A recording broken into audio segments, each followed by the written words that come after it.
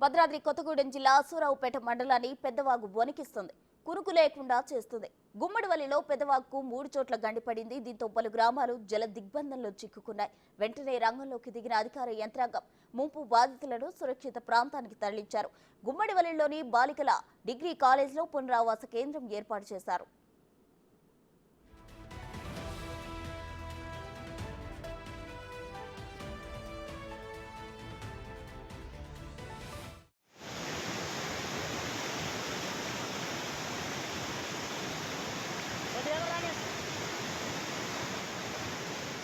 పంతొమ్మిది 1986లో వచ్చిన వరదల్లో పెదవాగు కట్ట ఓసారి తెగింది. మళ్లీ ఇప్పుడు 3 చోట్ల గండిపడింది.